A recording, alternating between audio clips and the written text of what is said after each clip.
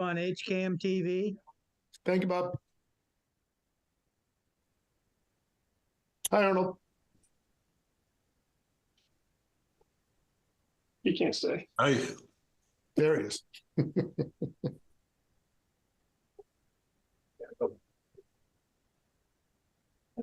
We need 4 or 5, John.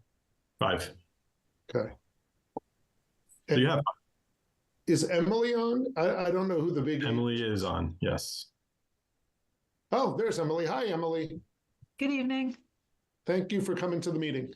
My pleasure. I'm excited to be here. What is, oh, that's HCAM. Oh, that's Bob and HCAM are 2 separate ones. Okay. All right, we need 1 more. We do have 5. 1, 2, 3. We have 4. Never mind. We have 4. I was counting me. Don't know. I was counting me.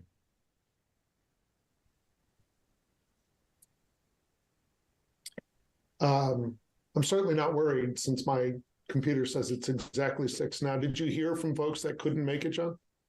I only heard from one that couldn't make it. Who was that, out of curiosity? Sam. Okay. I didn't hear from everybody, but I heard from everybody said who did respond said they could make it, and then Sam was the only one who couldn't. Have you heard anything from Kristen? I don't think we've I seen have her. not. I have not.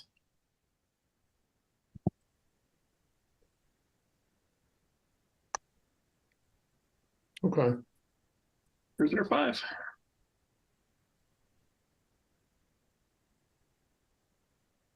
Have the repairs gone well on your house after the accident?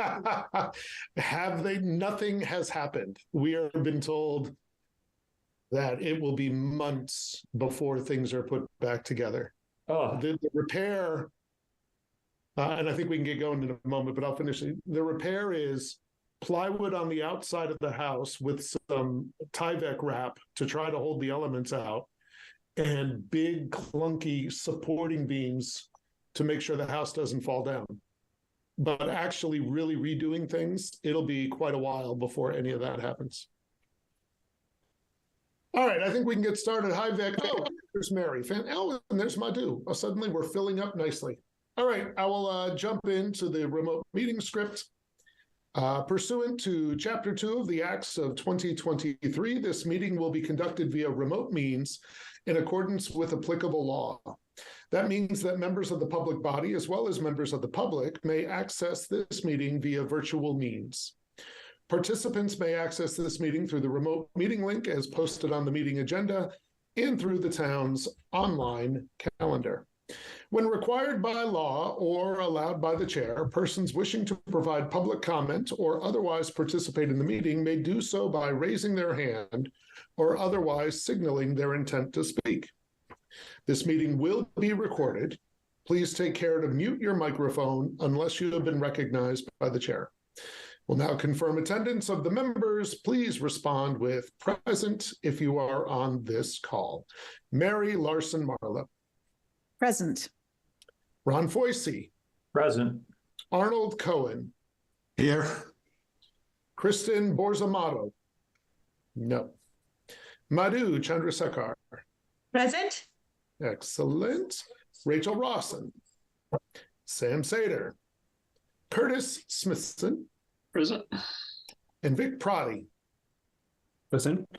Staff John Gelsich. Present. I am Ted Barker Hook, Chair of the Zoning Advisory Committee. I am present. We have a very short agenda, but hopefully a rich discussion coming up. As I do every time, I'm going to flip-flop the agenda items. John sent out this afternoon, I think, the minutes of November 15th, 19th. I'm not looking at them in front of me right now. November 15th. 15th. Did folks get a chance to read it and feel comfortable voting on whether we submit those? Or should we put that off one more meeting if you didn't get a chance to read them? Any thoughts? There's one thumbs up. I am looking as we speak on this right now. Okay. I was absent for the meeting, but I'm okay to vote if the rest of the committee agrees. Curtis Arnold, I mean, there's no rush to approve the minutes. We can always put it off one more meeting. Wasn't in attendance, but don't know if I'm supposed to abstain from voting or approve them or what. All right, well, why don't we, unless you see a reason not to, John, why don't we put it off for one more meeting? You now have the minutes. You can take some time to look over them and make sure that if we do vote to put them into record, that at least you're doing so from a place of actually having read them and digested them. So let's table that until our next meeting. And John, I wonder if you could help us out and introduce Emily, and then we can begin our work today of looking through what we've done and what Emily's thoughts are on it. Sure. So Emily Innes is from Innes Associates, who is helping us. She is, and her company is our technical assistance consultant that we received through MHP, their grant for this MBTA Communities Initiative. Emily and her company were, Emily, correct me if I'm wrong, were the ones who drafted the model bylaw that we have based our bylaw off of. So she is quite the expert on that. She read through the bylaw, the map, had some comments that I sent over to you all. So you should be a little familiar with those. And I anticipate there will be a discussion about those as we go through. Ted, did you want Emily to present the comments, or did you want to go through them? I think, Emily, if you feel comfortable, I would love for you to just walk through, and then maybe with each point, we can pause to see if there are any questions. I'm happy to do that. And then John or do Emily you have them all probably in put the front of you? bylaw up. Yeah. I can put it up. Thank you.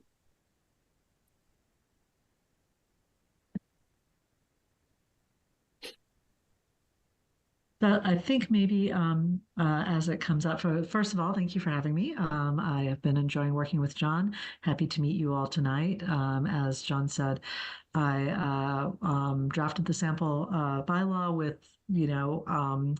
it was a collaborative effort with MHP and actually comments from EOHLC and others who reviewed it. But yeah, I was the lead consultant on that. And I also worked on the zoning portion of the compliance model as well. So I've been working with 3A for a while and with different communities for a while. So some of the comments that I had for John, we've discussed, and I kind of know where you all are on. I think others are outstanding, so happy to go through them sort of one by one. He sent over the EV bylaw, which was missing. So let me just start from the top on my end. One of the things we talked about was the water resource overlay. And this is important because it's something that HLC has been looking at. There are a couple of different types of overlays out there that most communities have written requiring special permits. One of them is typically a flood overlay. Water resource overlay has come up. Sometimes it's called the water protection overlay. Where it becomes an issue is exactly what you have in your bylaw, where there are limits on impervious areas that require a special permit from the planning board to review. And so I called this out because I know HLC is going to call this out. There's one town that I worked in. We actually raised the limits for that triggered the need for a special permit. I think there's also the possibility of putting the requirement to look at that into the site plan review process that's established by the draft bylaw rather than the special permit process. But it's definitely something that you're going to want to talk and address. I don't know if you want to do that now, if you want me to continue walking through, I think, the things that are outstanding. I don't know that I know the best way to do this. Okay. John, could you just hover over that again so I can finish the note I was writing? And then I will think about water. How about we just go through everything maybe? Okay. And then we can circle back as long as I can keep up with my notes. Okay, fair enough. I can pause a little bit more. I do tend to talk very quickly, so slow me down if you all are taking notes. Couple of the other things, minor things like there's some definitions that were in the sample zoning that were there because they referred to comments in the sample zoning or other components that can come out if they're not going to be in your zoning. I'll just reduce the number of pages that have to be printed for town meeting. The front yard setback, that's in 210-255. I think that, John and I talked it, it's set at 40 feet. Yeah, right there. Set at 40 feet. That gets a little high, but I recognize that for the Upper Cedar Street subdistrict, that a 40-foot setback looked like it was probably more consistent with other development in the area, so it made sense. I just think when assuming that town meeting approves this or a modified version of this, and when you submit your application to HLC, just being clear about, this sub-district is different from the other sub-district, and that 40-foot setback is consistent. Had you had an area where, say, you had lot depths of 100 feet and your setback was 40 feet, I would be raising both eyebrows and recommending that you change it. But it looks like you had sufficient lot area or lot depth to be able to manage that. Can I ask one question there really quick, Yeah, Emily? of course. If 40 feet raised one eyebrow, what would have raised no eyebrows? So if you go through the model, 30 feet or less is Okay. about where over 30 feet is where we raise a flag. Okay. But again, one of the things about doing the compliance model is trying to create something that would work for 177 cities and towns. So knowing that some of those towns were more rural than others, we don't want to put an outright prohibition or sort of limit on front yard setback, but we did want to raise, okay, this looks like it might be heading a little deep. And I think there's another one, John, we talked about it at 50, where it raises a darker flag.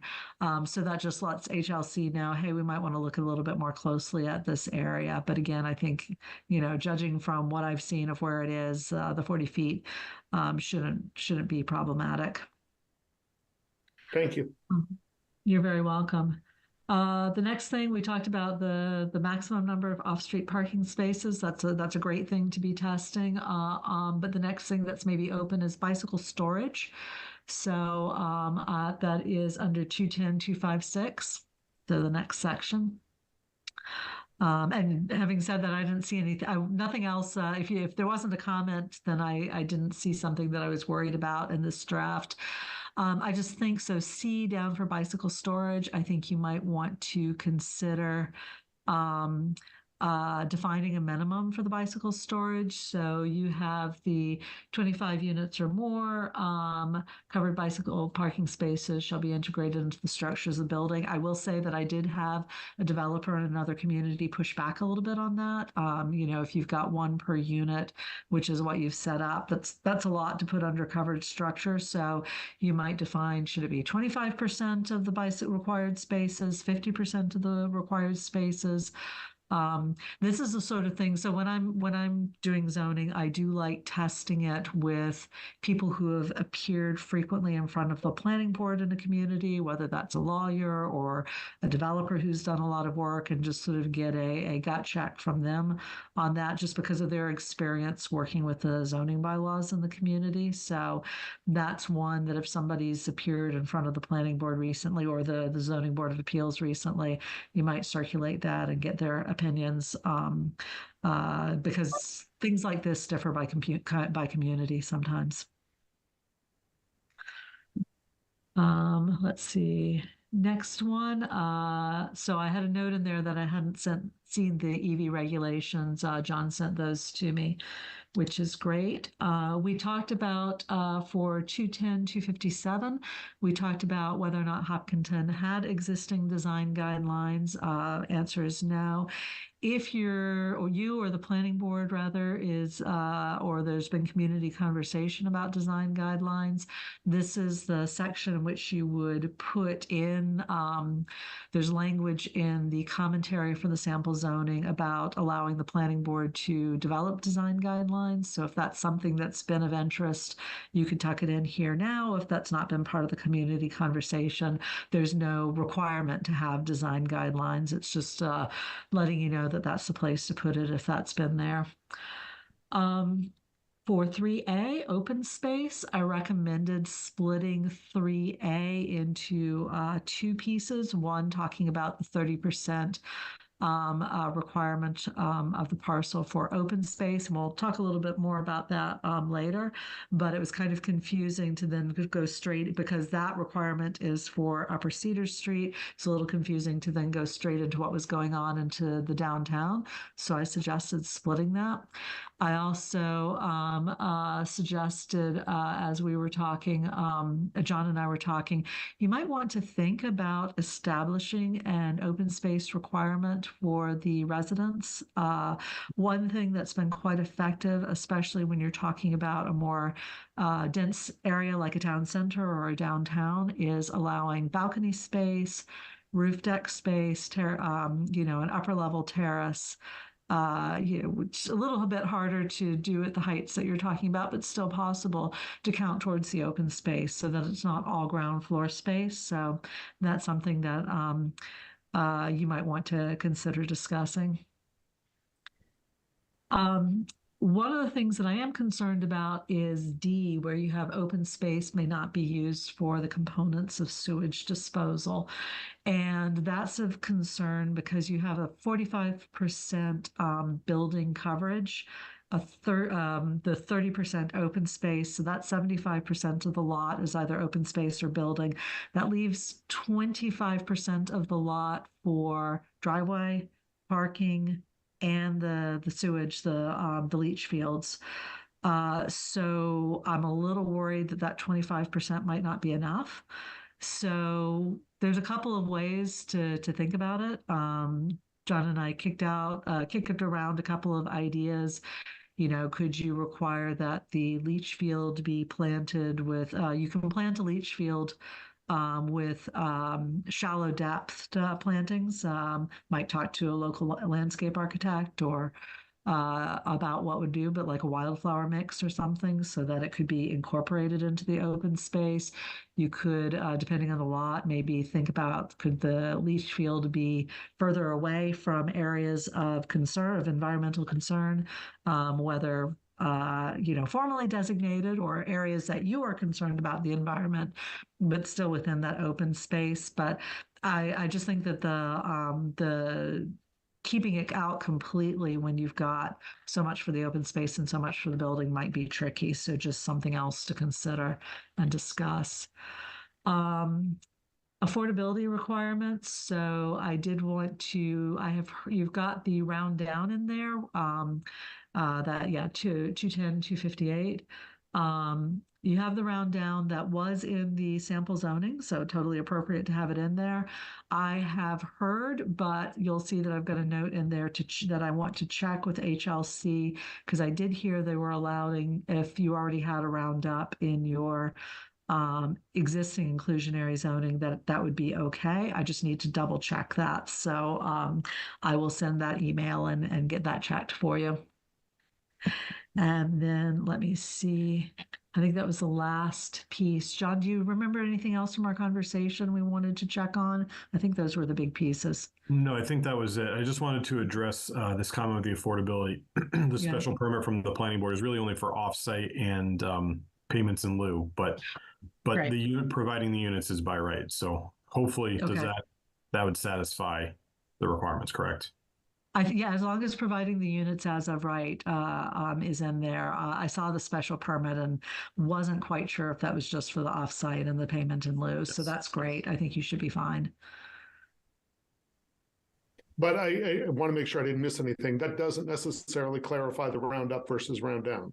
No, that's a separate issue. Sorry, I was looking at an older set of notes and forgotten that I had amended that. No, that doesn't, and that I will check with HLC. Okay. So, Ted, Yes. if Emily's conversation with HLC comes back that allows the rounding up, we could amend this section to just say any development within the MCMOD shall conform to the requirements of Article 11 of the zoning bylaws, period. Beautiful. I think I remember talking about that bit too in one of our meetings, and you thought that we wouldn't be allowed to round down. Am I Yes. thinking through? Right. Yes. Okay. But if we Yeah, are I able heard that to- guidance fairly recently, so that's why I want to just double check and make sure I heard it correctly. If we are able to round down, given this is the body that drafted that law, I assume we would prefer to be able to keep that. Would that be true, committee members? To round up Round up makes it, more units, more affordable units. okay, good. Yeah. That's why I Just was, what we were consistent with doing our earlier. I bylaw. was trying to re-wrestle the math in my head. But we want it to be the way we drafted it if Emily thinks that that's safe. Would No, we'd committee- like it to round up if we can. Right, that's what John corrected for me, Okay. But right now it says down. because that's what John was guessing would be Oh, okay. needed. But Emily. Actually, in our meeting setting up the technical assistance, that's actually what Emily told me. Okay. So I just I have took that since heard advice something right at the different, beginning and so- changed it. Yeah. Yeah. It was originally in the sample zoning that you had to round down. I have since heard that's been changed, but again, I would like to confirm that to make sure that I heard correctly. So, All right, so I was madly, do you have anything else initially, Emily? no, that's the first round. And John, do you have that's anything it. else initially? No. Okay, so I was trying to write notes. It seemed to me the two biggest things for us to really wrestle with is, are we leaving enough for wastewater treatment? That was a big concern, Emily. And then maybe second place is the setbacks as far as a concern.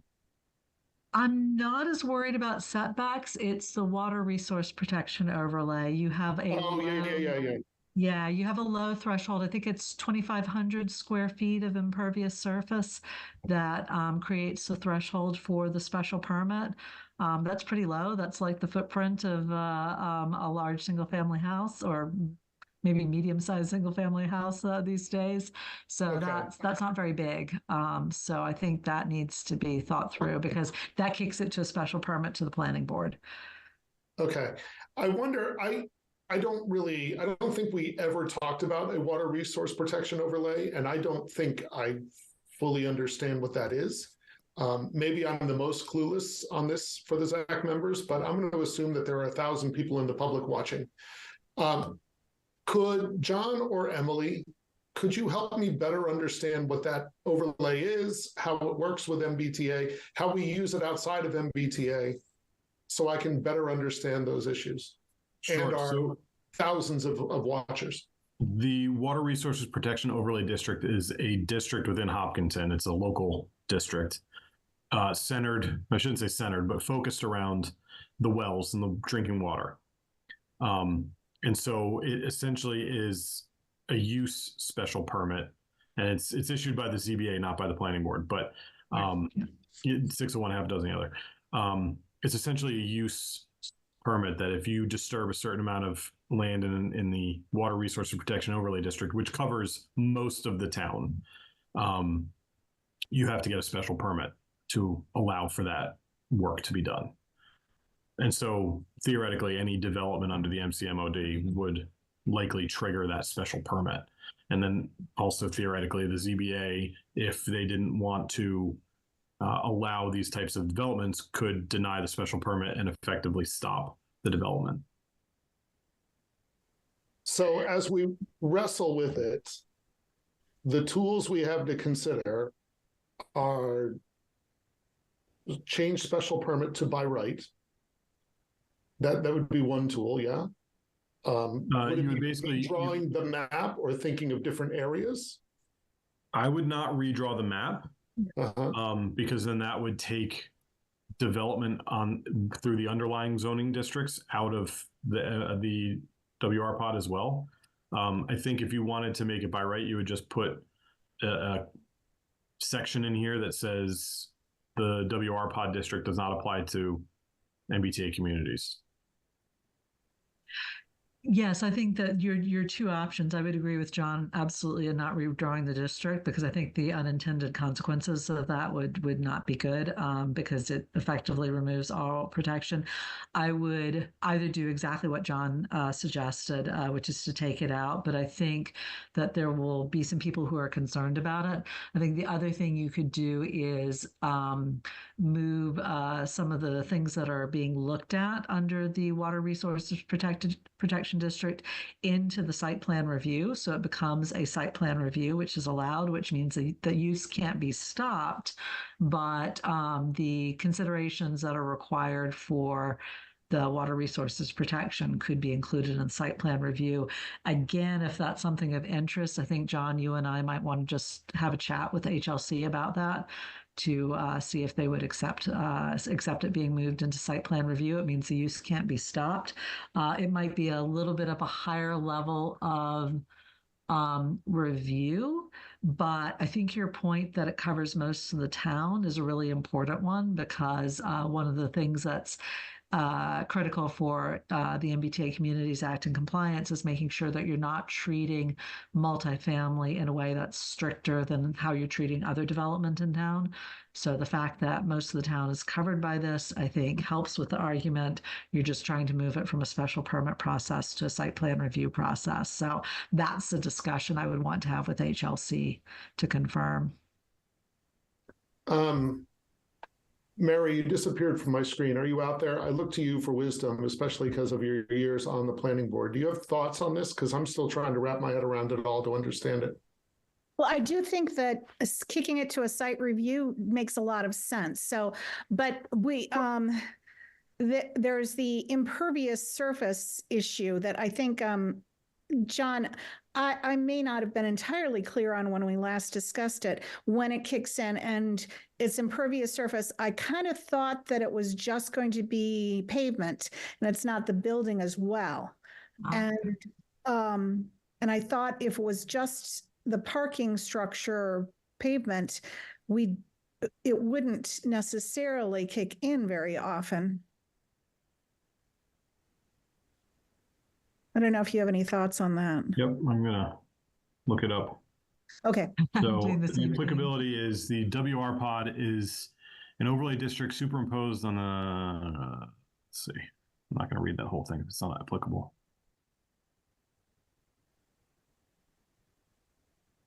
The WR pod shall apply to all construction, reconstruction, or expansion of existing buildings and new or expanded uses, the building permit for which is applied for after the date of publication of notice of the adoption of this bylaw. Activities and uses located in an underlying zoning district and which is also located in the WR pod must comply with the requirements of both the underlying district and the WR pod. Uses prohibited in the underlying district are not permitted in the WR pod. So it's really any development. So yeah, so it's okay. So if that means it's both the building and the any impervious pavement, then it does make sense to kick it to a site review or some limited form of site review, like just for the water resources or something like that. And that would be, Yeah, my recommendation would not be to change the underlying, your existing WR pod. I would leave that alone. I would make a change within the MBTA, the MCMOD, to address how that district should be applied. And that's what I was thinking. You're already establishing a site plan review process in the MCMOD to include the the criteria for review for the WR pod into the site plan review for the MCMOD. Too many odds, too many overlay districts. Yeah, and I was suggesting that it would be within the MCMOD. Yeah, exactly. Just to clarify for anybody who's listening that we're talking about the same thing. So, So just to introduce a level of more confusion into this, I am not super familiar with the WR pod. I don't deal with it on a regular basis. It's a ZBA thing. I don't staff the ZBA. So unfortunately, I don't have a lot of experience with this, but there is, so I can understand that it applies to all the parcels within it. However, there is a section for permitted uses. The following uses are permitted in the WR pod, provided that all necessary permits, orders, or approvals required by local, state, and federal law shall have been also obtained. All other uses are prohibited unless expressly authorized by the special permit provisions of this article. And then number 1 is any use or structure accessory thereto permitted by right or by special permit in the underlying district, unless specifically subject to additional special permit regulation under section 21070C or prohibited. So does that, and I'm asking people who probably can't answer as well as I should be able to, but I wonder if that alone, if this is allowed by right in an underlying zoning district, if that alone would exempt the MCMOD from the WR pod. I'll take another look and double check. And I will as well. And I'll talk to. Yeah, because I Elaine have and the see. same question. Yeah. Yeah. Okay. So if it So- does, obviously we don't need to worry about it. Right. So for people on my level of understanding, maybe we already are okay with that because of what John just read. And Yeah. if the That- development is by right, which is what MBTA communities is all about, then the worry about the water resource protection goes away. That being said, Did I put that in layman's language? Okay. section C, number 2 Oh, says, boy. special permit uses, following uses may be authorized by special permit upon the approval of the special permit granting authority, which is ZBA, and subject to conditions. Any use that will render impervious more than 15% or 2,500 square feet, which is what Emily was saying, of any lot, whichever is greater. But this is within they exempt from the WR pod 1 area, which I don't. Sorry. I about think, that. John, a Just wanna know. conversation with the ZBA would be really helpful. You and I could have it, or you could have it, and then we could chat however you want to do that. So yeah, we can definitely, I'm going to share the map. So this might provide a little clarity because this is, we talk about this with people and then I kind of always kick it to somebody else because it's somebody else's problem. But this is not the most easy to read map because everything seems to be in the WR pod. But then if you look at this, the hatched, it says WR pod -1. And in the zoning bylaw, it says in the heading of C, and subject to such conditions as it may require, except that no special permit shall be required for items 2 and 4 within the WR pod 1 area. And so the number 2 is the any use that will render impervious more than 15% or 2,500 square feet of any lot. So if all the hatched area is WR pod 1 and really these grayer areas are just the true WR pod, then it may still exempt the MCMOD district. So I think I need to do a little bit more digging and a little bit more analysis on this to figure out if it actually applies or not. But that is something to think about. And John, could you send me this map as well? Or if it's online, I can pull it from Yes, I can online. send it to you. That's great. We'll put our heads together.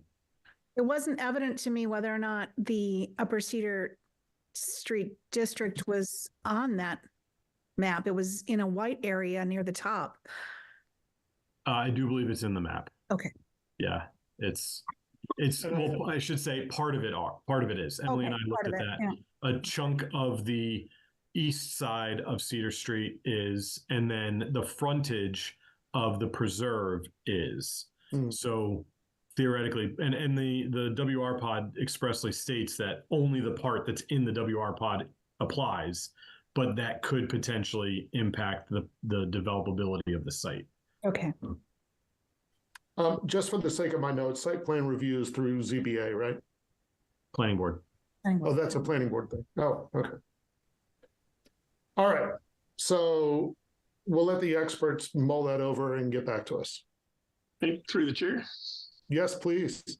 I had a question that kind of dawned on me after sitting through the planning board meeting with the discussions of septic systems, how are we going to fit them into a development like this? I've done projects in the past where we had intergovernmental agreements to where far-flung, areas that didn't have water and sewer access could get an agreement with the adjoining community to get water from them or send sewer to them. Is that done around here? Is that a typical thing, John? I have not heard of that happening. Okay, I don't know whether in my case, I don't know if the Corderville area is sewered in Southborough or not, but that was one way we kind of got around the fact that something was, way away from the areas that were served by the community, but we had an agreement with the adjoining community for them to service those. So I didn't know if that would take away some of the concerns about the environmental and the space required. I mean, if you could put a pump station in out here, pump it under the river and over to, get in the Southborough system, then you don't have any leach fields or anything that anybody would be concerned about. Emily, I thought I saw your finger go up like you had a thought.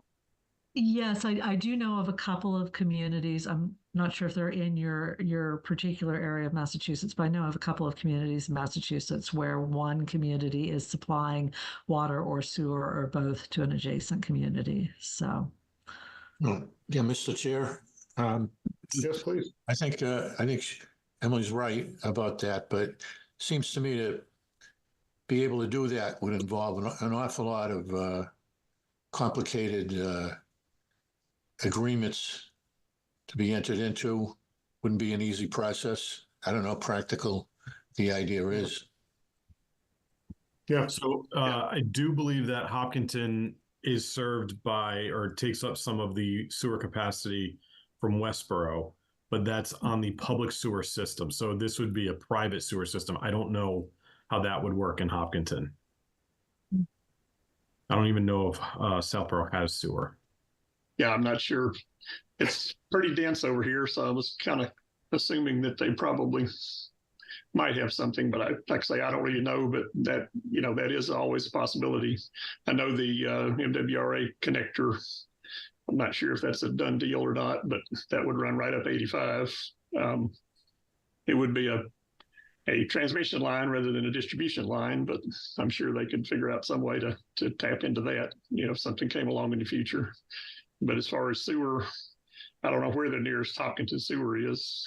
Downtown, I assume. Probably doesn't extend much beyond, nothing crosses that giant wetland area out there along 85. So that would be a long way to pump sewage. I mean, it could be done. But if Southborough over here has something, then that would certainly be as an engineer, something I would consider. Yeah. Okay. Anything else on the water resource protection overlay, that section of the map? Thoughts, questions? Okay. So I think then the other big ticket item was, are we leaving enough for wastewater treatment? This is in section 257 under open space. Do we require or allow plantings above leach fields? Those are what my notes said.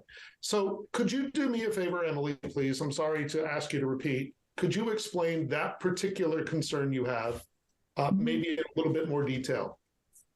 Absolutely. So what caught my eye was the prohibition of any component of the sewage, the wastewater treatment being in the open space. So it's 3D open space may not be used for components of sewage disposal systems serving the development. So if you're thinking of the fact that it might be a sort of a group septic or some other treatment requiring a leach field, right? That takes up a certain amount of land, a certain amount of square footage. And so I hadn't seen a prohibition like that before, and so what caught my eye is you've got 30%. If you sort of think of your parcel as a flat parcel, you've got 30% of that parcel devoted to open space, a maximum of 45% for the building coverage. That's just building coverage. So then, what else do you have to accommodate on that square or that rectangle? You have to accommodate the access to the site. You have to accommodate the parking on the site, unless it's parked under the building itself. Or, maybe it's fully structured parking, but I doubt it in this area. So it's going to qualify as part of a portion of the lot being covered. And you've got to accommodate the leach field if that's what you're using in this area. It sounds like for Upper Cedar it might be. So that's that parking, that access, that leach field. It's a lot to accommodate in 25% of the site.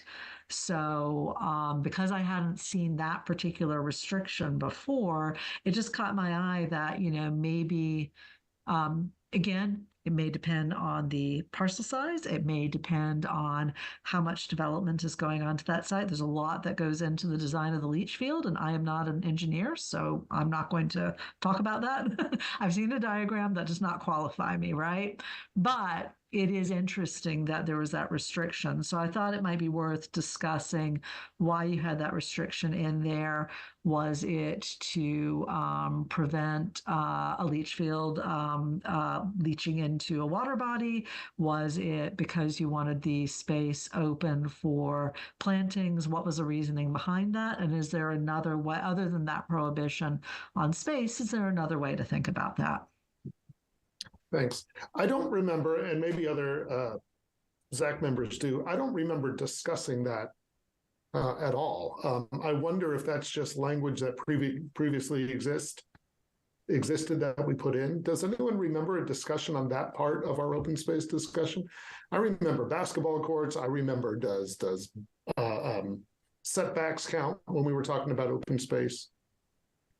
I do remember that we just felt like open space should not just be what you can look at, but actually can use. Okay. Essentially, that's it's very loose definition, but if components of the sewage disposal system is actually usable for recreation, can you walk across it? That sort of thing. Not the big hole in the ground. Right. But other components of the sewage disposal system, then, to me, that would be acceptable. But, as we said in B, it should be used for recreation, active or passive, conservation or agricultural purposes. But I didn't want open space that was all really unusable, but you could look at it and it was open, so Right. Yeah. Right. Is there, I don't know the answer to this question at all. Are there wastewater treatment that would be above the surface? I'm picturing, could there be big tanks? Could there be machinery? Is that a realistic possibility? Because if wastewater treatment simply means underground leach fields, I think that we could probably deal with this pretty quickly. If it is surface level stuff, that might open up a longer discussion. So, Does through the anybody chair, know? could I ask Emily a question? Please do. Would it be appropriate to say open space may not be used for components of sewage disposal systems serving the development unless those areas may also be used for passive recreation? Yeah, I like that. And I think we might want to. We could talk about the exact language a little bit more, but you can walk on a leach field. You're not supposed to put anything heavy on it. Mm-hmm. So, you're not driving over it. You're not putting it under a driveway or a parking area, but you can walk over it. You can plant it up to a certain point. Yeah, that might work. Passive recreation might work. So through the chair, when you said, Yeah, Vic, go. Can I Go, go? Vic. Thank you. No, thanks, Emily, for clarifying. But when we say passive recreation, is there limitations to that recreation again? I'm just to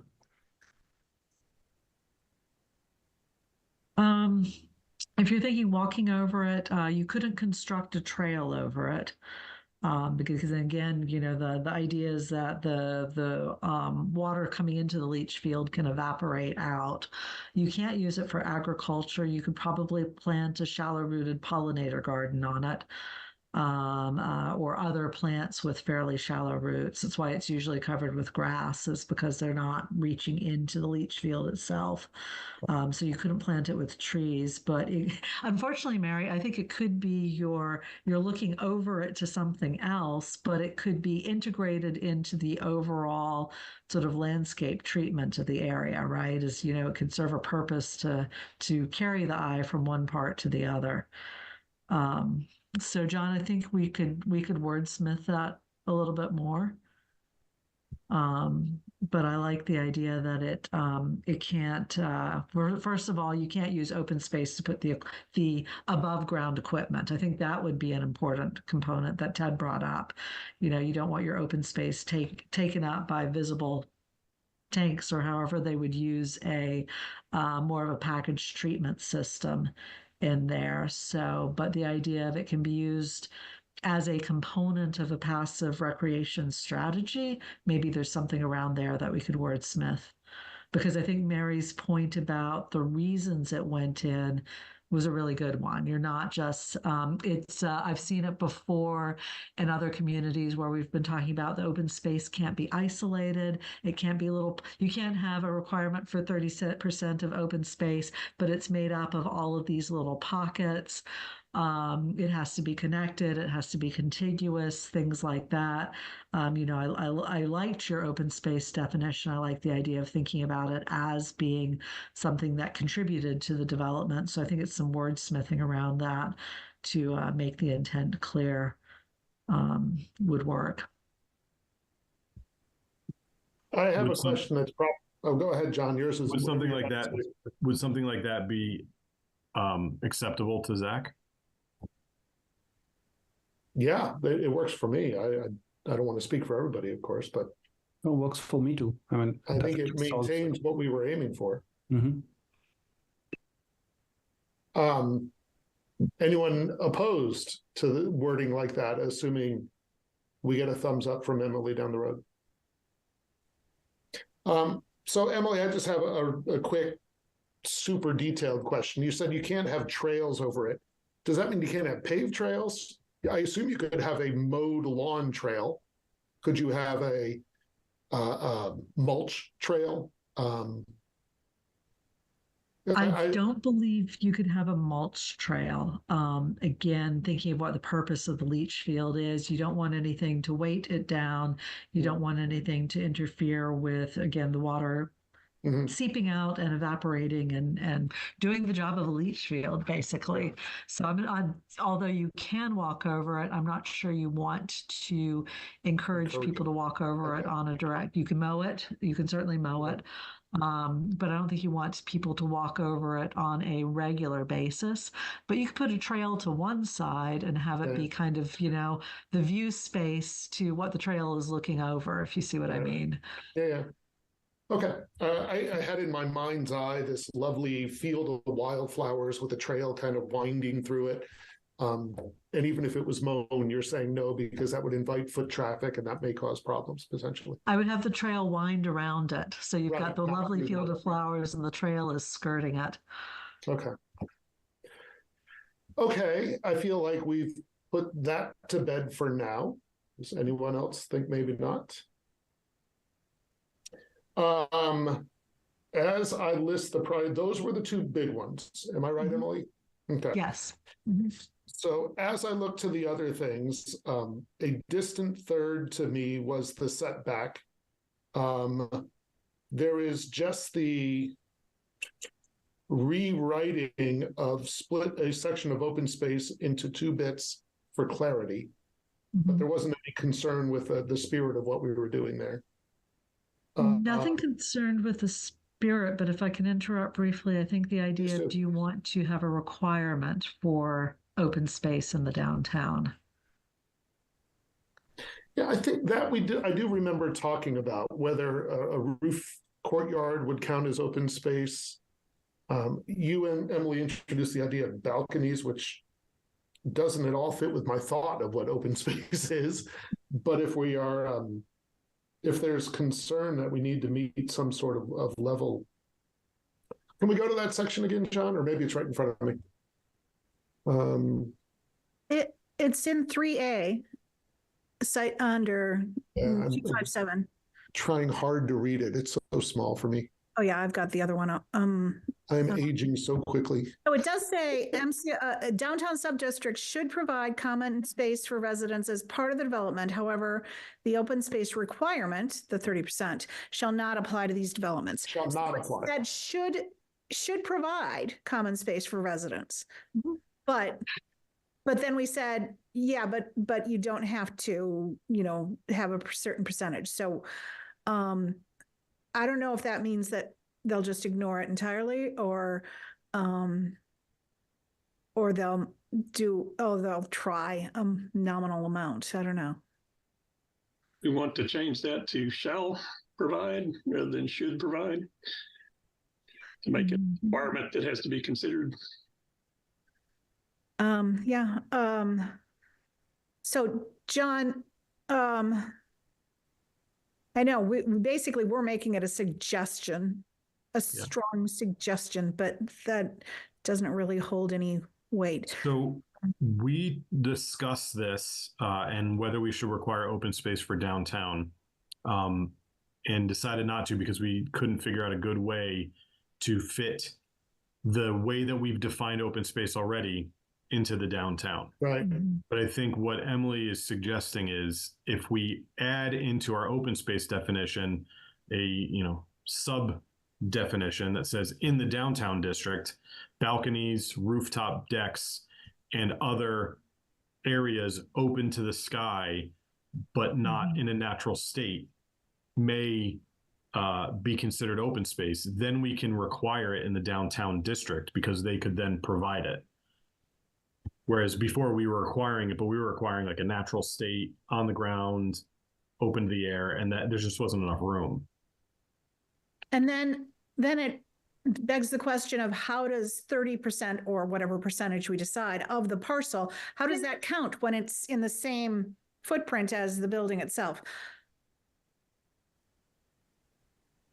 Yeah, you would change, not require 30%, or you could say, in the downtown district, Emily was mentioning you could do like a by unit requirement. So you could say if you were to make a balcony that's, 5 by 10 or 5 by 7, each unit must be provided 35 square feet of open space, either as on its own or combined to have so then they could have a rooftop deck where each, however many units, 100 units, making 3,500 square feet of open space. The rooftop deck is 3,500 square feet. That would satisfy the open space requirement for all the units in the downtown district, something to that extent. Okay. But that would take a change to the definition, and then, which I don't think is difficult to do. It would just. And just, if I may, for clarity, you don't have to require this at all. What caught my eye is the word should, and that there wasn't a specific definition here. So it leaves it a little bit ambiguous. And so with development standards, we like to make them as tight as possible so everybody knows, what's expected of them. So, with a should provide common space, one developer could come in and say, hey, I'm giving you a 200 square foot plaza. That should be great, right? And another one could come here and say, well, there's a 5 foot wide strip at the front. That's kind of open spacey. And especially with your existing definition of open space, it wasn't as clear as it could be. So, you don't need to require that the downtown provide open space, but if you do, I think we should just, figure out a way that it's more precise of what you are trying to require. So I'll offer for the committee to consider my thoughts. I think most of you know that I love open space. I love trees. I love to protect the natural world as much as we can. I feel no need to require open space that means a balcony or some sort of rooftop patio in the downtown district. To me, the open space downtown is the Common. The open space downtown is Kerrigan Field. And I think that it just would muddy the waters in ways that are unnecessary. The value of requiring a balcony to me is pretty small. The value of making a balcony, I would put at the developer's doorstep to say, if you really want tenants, make a nice place with nice balconies, but that's on you. It doesn't really, to me, fit with any real definition of what open space is. I'd be inclined to say we do not require open space in the downtown district.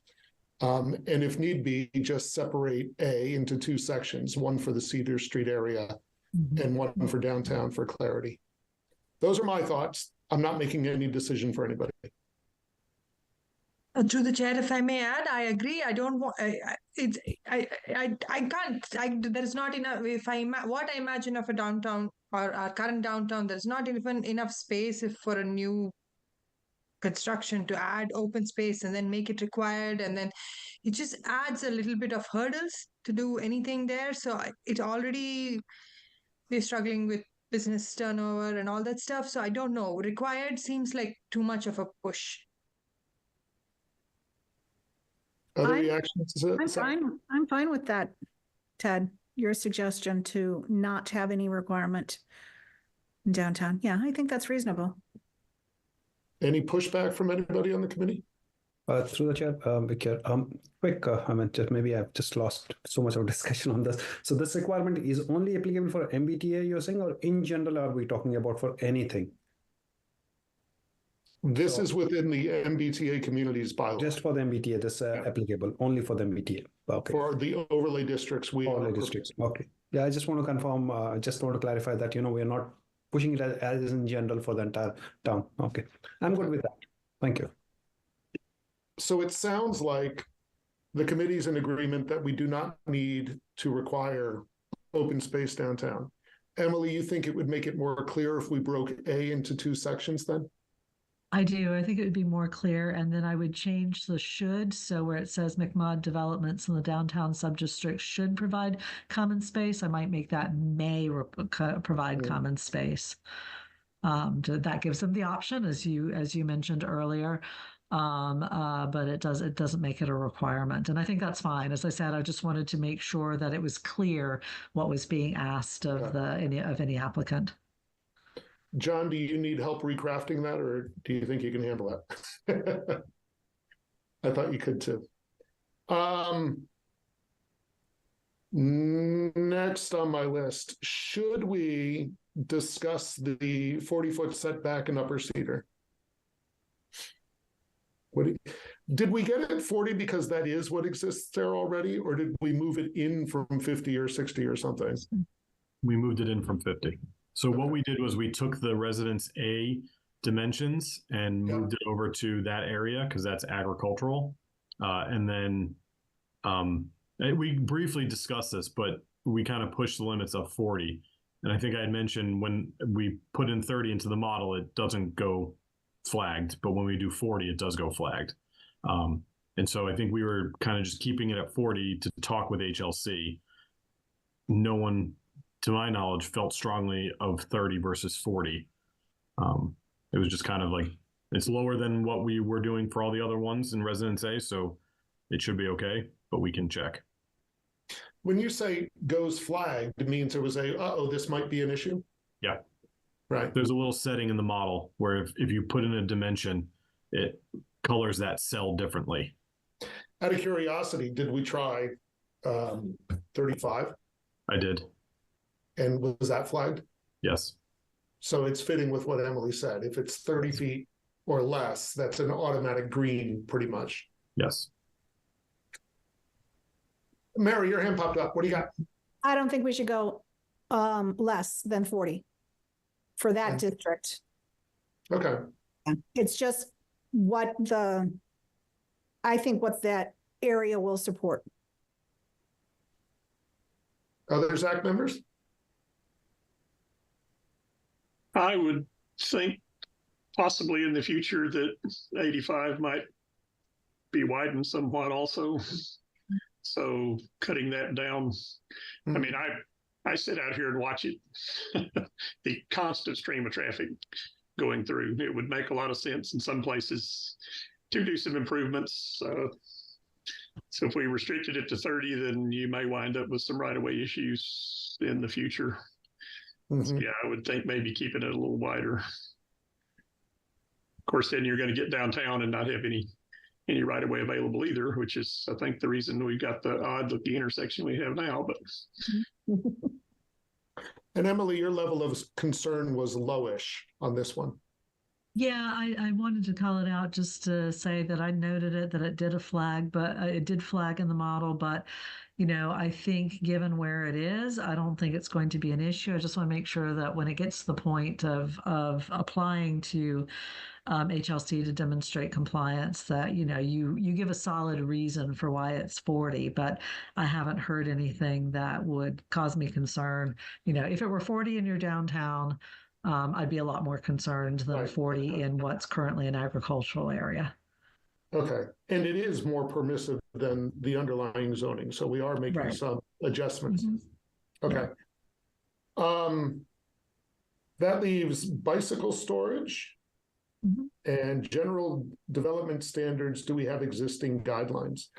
I'm going to ask if you guys can start that discussion without me for a moment, because I got to powder my nose. Maybe Ron, for just a moment, you can take over the meeting and I'll be back in just a couple minutes. Got it. You up for that, Ron? Yes, sir. Thank you. I'll be right back.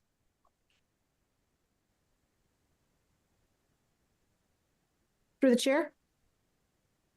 Go ahead. So I thought for bicycle storage, the idea of 25% of them covered when it under C, 25% of them in a multifamily development of 25 units or more, rather than all of the spaces. I thought 25% was reasonable. Thoughts? Through the chair, yeah.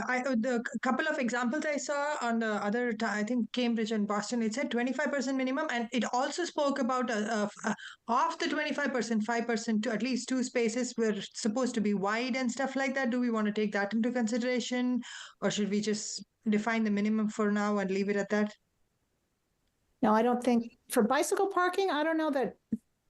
I mean, maybe I'm just like not well educated about it, but it seems like, despite, no matter what the size of the bike is, and even 3-wheeler bikes, they'll find a way to make it fit into a bike parking. Yeah. I'm comfortable with just going with a minimum. When I saw a couple of places, it also defined that, and I was like, I didn't even know you needed that, but I just wanted to bring that up. Yeah. John, do you think that 25% would pass? I'm going to turn to Emily. I think it would be fine. My concern was more just making sure that you had the standard in there. I think that's likely to be reasonable. I think where you would have gotten pushback, certainly you would have gotten pushback at 100%. I think, anybody who's applying to build one of these is also going to be looking at the market, so they may want to provide more. But I think establishing 25% as a minimum sounds reasonable. Great. Any other thoughts? So just like because downtown and outside the downtown, the space matters a lot for us, right? So is that something which we have to again divide them, that because in downtown we might make it as 25%, outside the downtown is more, or just trying to think through from a space point of view, because downtown 25% might be a big lot. It's a big space also. I'm just looking to see how many parcels had a unit capacity of over 25 units in your downtown. And I've got the model open in front of me. I'm not sure it would actually trigger in the downtown, to tell you the truth, the limitations. Unless they Uh, combine parcels. Yeah, if they combine parcels, they would, but then they'd also have more space. I mean, that's a very good point. But as you know, with the individual parcels, I don't think that they're likely to trigger that. So, and then if they combine them, they've got the more space anyway. So I think it's a really good point. It's a really good consideration. So shall we model it like this, the language saying that if you combine the parcel in downtown, then yes, 25% has to meet. If not, we'll leave it loosened or just. Well, So- are you saying that for the Cedar Street, you would want more covered bicycle storage or less covered bicycle storage, Vic? It's not more the serious, it's more on the downtown area where we have it, like the main street. The serious. So I think you're asking, if I may, that whether or not you should put in a condition on the parcels. If the parcels are combined, then you have to follow this. I think your threshold of the multifamily development of 25 units or more is probably enough, because I'm not seeing a unit capacity on the single parcels of 25 or more. So if they're combined, they'll hit that threshold potentially, and then they would, then this would automatically trigger if they hit that threshold. If they don't combine, I'm not sure, at least the way the model is showing it, I'm not sure they're going to hit that 25 unit. John, I don't know if there's been anything recent that in this area of the downtown that would have hit that 25 unit limit. Not that I know of. Okay, so I think Vic, I think that I think your concern is a good one, but I think it's built in by the threat. I think it's addressed by the threshold that's there. Perfectly. I mean, it's just that, when a builder comes and looks at it, he says, oh, so I have to build like 10 units and I have to give 25% of this one, right? So that's how I was coming across the moment you put the 25%. So Cedar Street, fine, because outside the downtown, we are good with that 25. It's just the downtown is what I was just more looking. Do we want to call it out or just leave it like that? I wasn't sure. That's why. Yeah, the covered will only apply if it's 25 units or more. Okay. So those smaller developments should be okay. They may want to provide it because there's a market incentive, but you're not requiring them to. And through the chair, another thing to consider, Vic, is, even if you had a 50 unit, or let's go 100 unit development downtown, 25 covered parking spaces for bikes would be required. So it would only be 25% of the bike parking spaces would need to be covered. So they don't have to provide covered parking for 25 bikes, and that's 100 unit development. I'm sure they could find room for 25 bikes. Definitely. I mean, you can build it under the parking lot as a ground floor or first floor as a parking lot. We can always do that. Right. Yeah. Perfect. Yes, tying the loose ends, that's it. Ron, I'm letting you finish this item since I missed the beginning of the discussion. I think we're at the end. What was the decision, just so I can update my notes?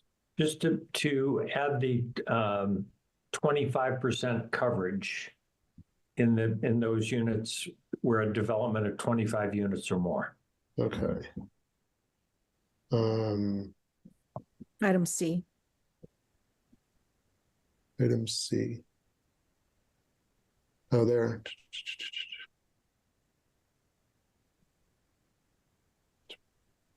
Okay. And requirement of 25% for greater than 25K square feet. Did I get that right? I was mumbling.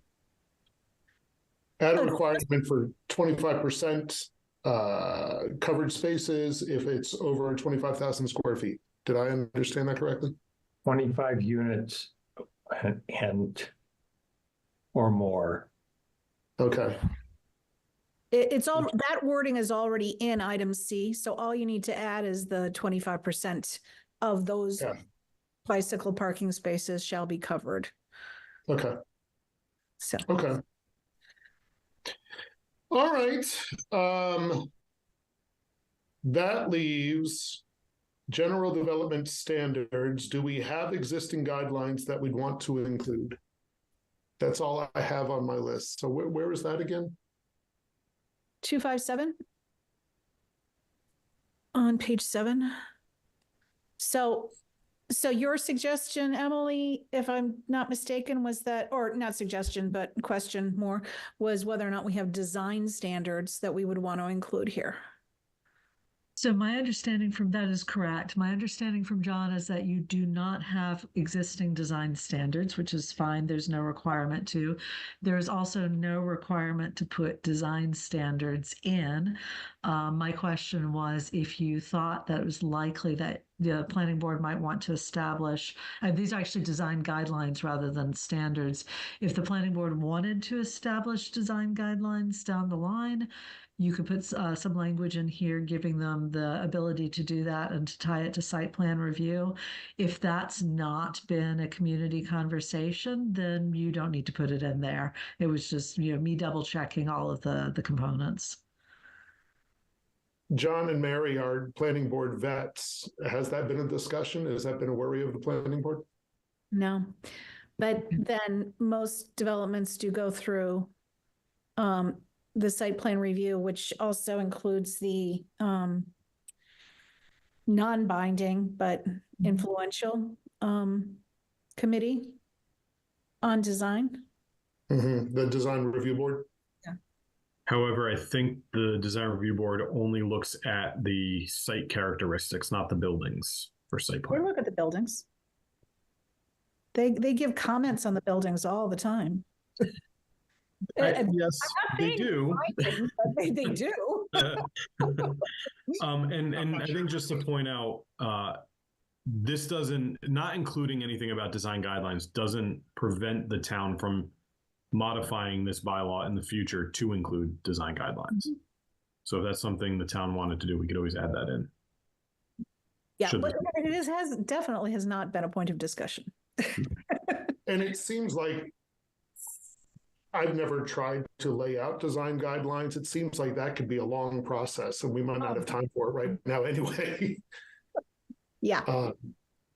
So I would say the answer to Emily's question is, do we want to include that now? No, I don't think we do. Am I speaking accurately for the committee? Yeah.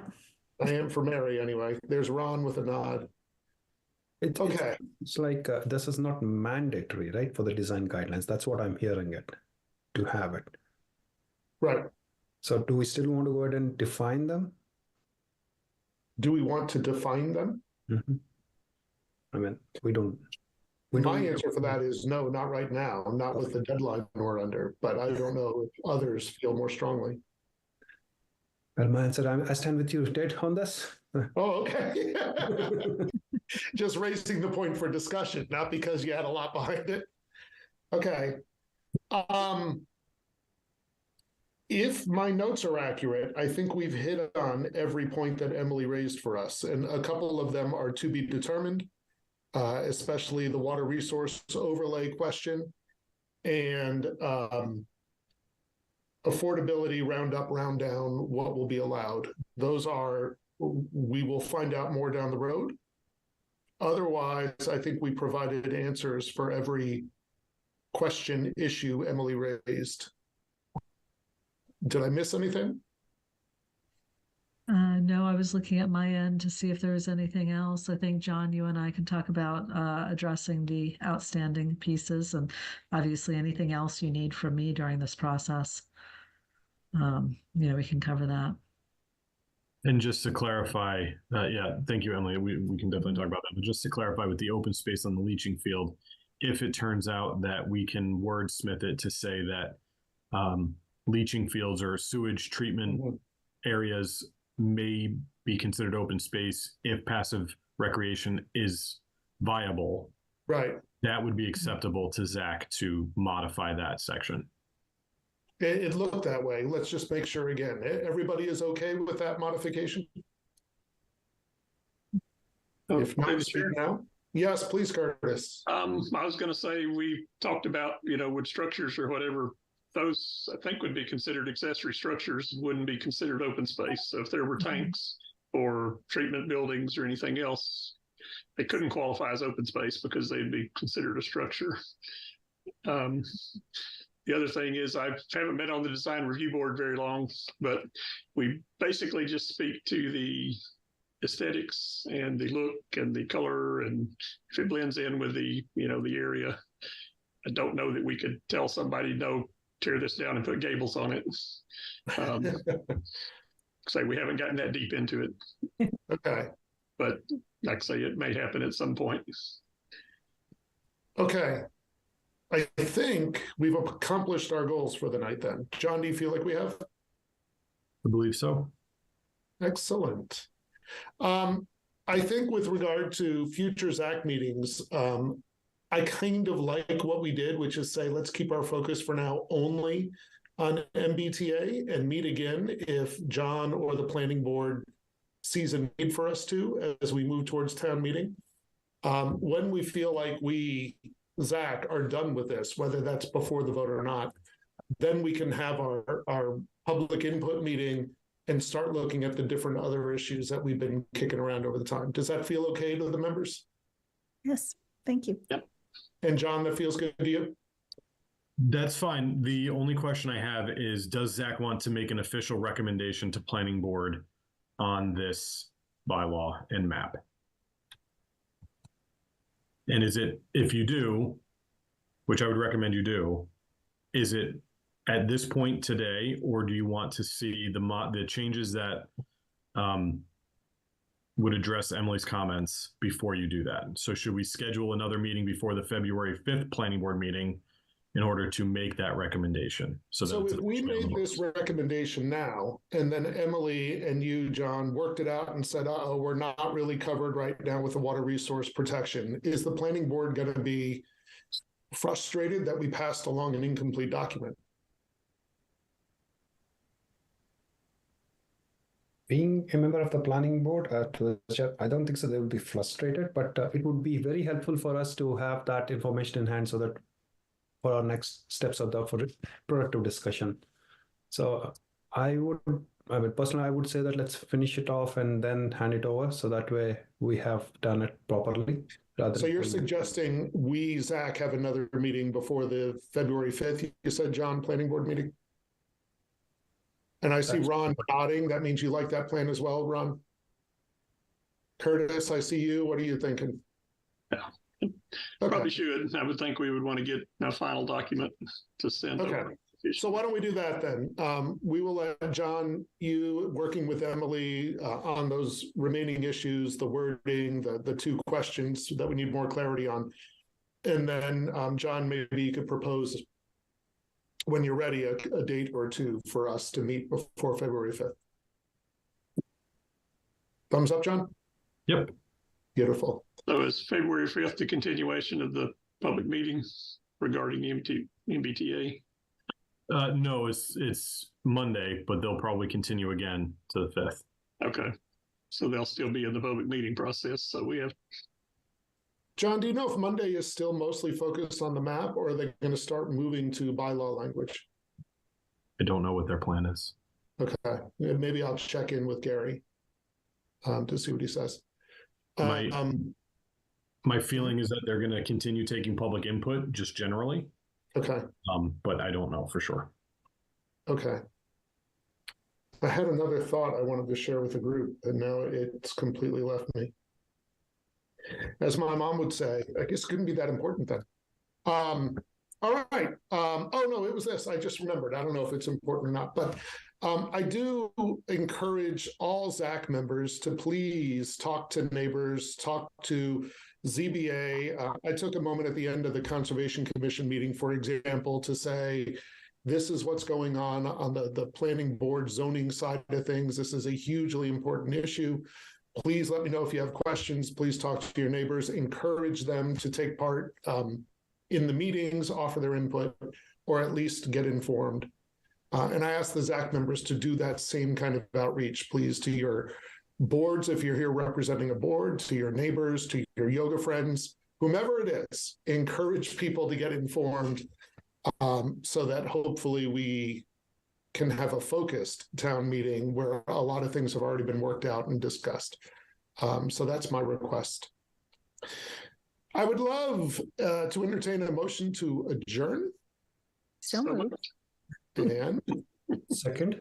a second. Let's have a roll call vote on adjournment. Mary, Yes. Ron, Yes. Arnold, Yes. Madhu, Yes. Curtis, Yes. Vic, Yes. and Ted Barker Hook is also a yes. Emily, thank you very, very much for coming to our meeting and helping us out. Oh, my pleasure. Thank you so much for having me. And I enjoyed our conversation. So I'll work with John and we'll see what we can do to get everything set up. Great. Thank you so much. John, thank you for everything you do, as always. No problem. Thank you. All right. Good night, everybody. Take care. Thank you.